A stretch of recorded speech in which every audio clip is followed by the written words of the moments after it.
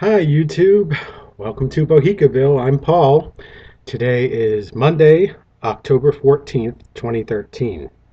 I'm not sure what I'm going to end up calling this video though because I'm going to go through um, a bunch of different things. And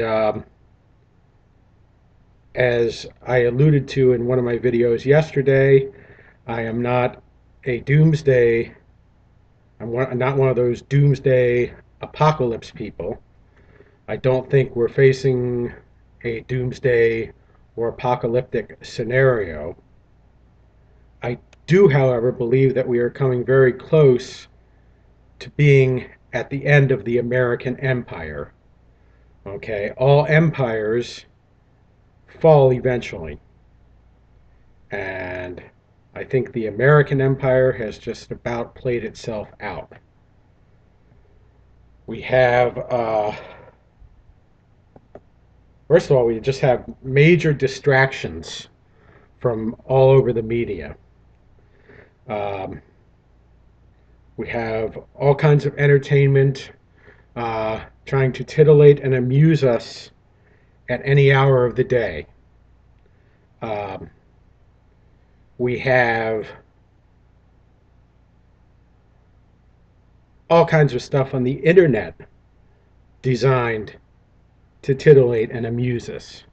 And yes, the internet is a great educational tool as well, but it's also being used to distract us from the real issues. I mean, here we have, just in the course of the last month and a half, we had, and I'm not going to post any links. So if you want to confirm anything I say, uh, just go do a search on your favorite search engine. Um, we had nuclear weapons disappear without any paperwork from Diaz Air Force Base down in Texas. They supposedly went to somewhere in South Carolina. Right after that happened, Lindsey Graham, a senator from South Carolina, insinuated in a speech that he gave that if we didn't go to war with Syria, that South Carolina would be at danger of being hit with some kind of nuclear device. And that was the day after these weapons purportedly disappeared without a paper trail from Diaz Air Force Base. And now we found out that the top two Air Force nuke commanders have been relieved of their duties. The one, I believe they blamed it on some kind of personal issue, maybe something involving sexual harassment. The other one, the top nuke commander, was just outright fired. And they said it's because the president lost trust in him. Well, I've heard reports that a lot of the top generals and admirals and military leaders are being given some kind of litmus test lately, and they're being asked if the situation called for it, would they be willing to take action, take military action against American citizens? Now that's pretty scary. First of all, the military is not supposed to be involved in anything domestically except defending our borders. They're not supposed to be involved in any domestic policing affairs whatsoever. So the fact that there seems to be some kind of preparation for this should be really alarming and really scary to most of us, to all of us, really. Well, at least all of us here in the United States. Then we have the fact that during this whole debt ceiling debacle over the last several months, like over the summer, the national debt, even though our deficit was rising exponentially every day, the national debt for a period of time didn't go up at all. It did not go up at all. And now we find out that the reason for that is because they were raiding the federal, Jack Lew, the Secretary of the Treasury, was raiding the federal employees' pension fund in order to cover day-to-day operating expenses of the government so they wouldn't have to raise the debt. Okay, now what's going to happen when there's not money there to pay federal government retirees? What's going to happen then? Okay, because there's a lot of people working for the federal government, and since we're at the time when a lot of baby boomers are retiring, there's going to be a lot of federal government retirees moving into the Medicare and Social Security systems. Oh, and by the way, the Social Security and Medicare systems don't have any money because their funds have been raided to pay for regular government operating expenses too. So how are we going to pay for Social Security and Medicare? And don't even get me started on Obamacare, because if we're not going to have enough money to pay for Social Security and Medicare and federal employee pensions, we sure as hell are not going to have enough money to pay for Obamacare, are we? There's not enough money, folks.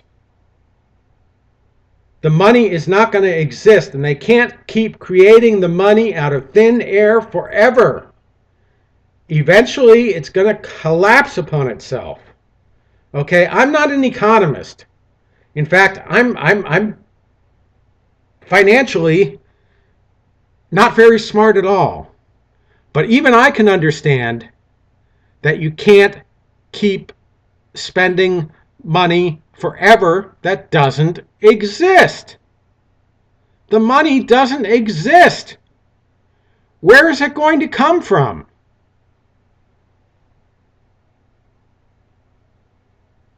I don't know. If anyone has an answer to that question, then I'd appreciate it if you left a comment, because I'd really like to know. If you have an idea of where all that money's going to come from to pay for all this, then leave a comment for me, because I would love to know. Okay, and then we have all these little issues that are supposed to divide us. Most recent example was the veterans protest in Washington, D.C. yesterday, Sunday, where they took down the barriers from the World War II memorial, carried them to the White House, and dumped them unceremoniously outside the White House fences. Now, today I understand those barricades are back in place at the World War II memorial, and I also read that there are some veterans groups who are planning another demonstration tomorrow morning sometime. Now, I doubt that one will be as big. The one yesterday had thousands of people. I know some are reporting that it was going to be a 1 million vet march. It was only thousands, but it seems that the neo-fascist corporatocracy-controlled lamestream media was talking about the fact that there were people there who had Confederate flags. There were people there who were calling Obama a bum. There were people there who, among them Larry Klayman, the head of Judicial Watch, insinuated that Obama was a Muslim.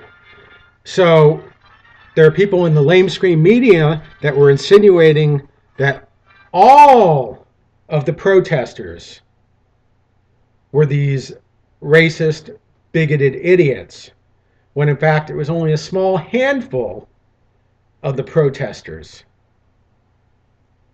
The majority of the protesters were just regular veterans. I mean, they weren't even, for the most part, they weren't even Tea Party activists. I mean, there was definitely a Tea Party faction there, But they weren't the majority either. It was just regular old veterans. Okay? But the media is trying to use this to distract us and to divide us. At least part of the media.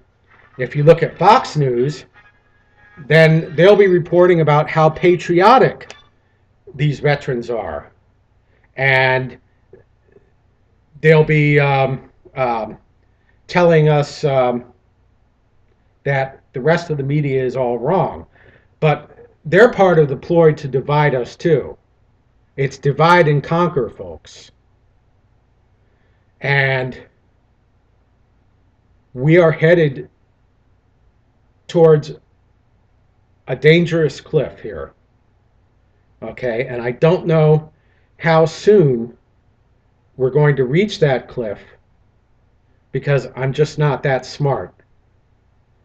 But we're definitely heading for the cliff. And when we go over, it's going to be ugly. So all I can say is be vigilant, be prepared,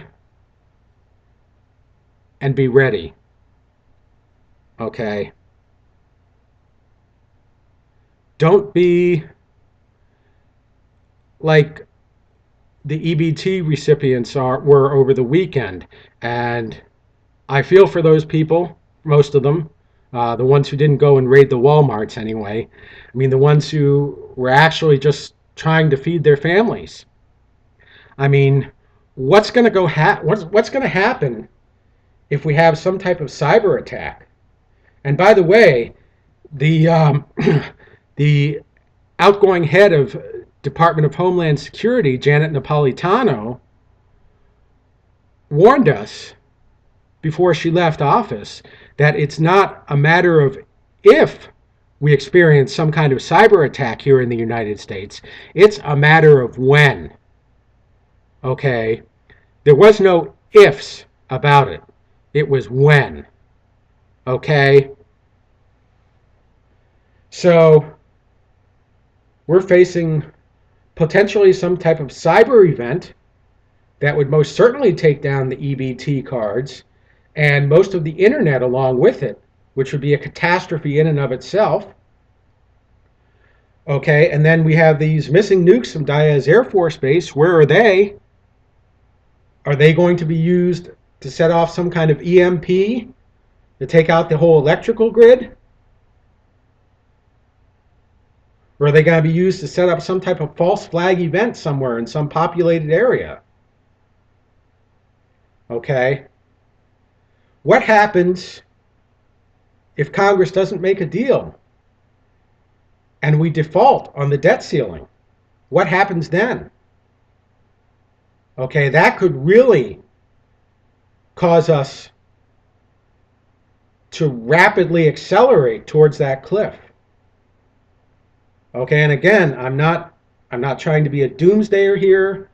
I'm not a doomsday scenario person, but I'm telling you, we are getting close to the end of the American empire, and I implore everyone out there to be prepared and be ready when that happens, because I don't think there's anything that we the people can do to stop it at this point.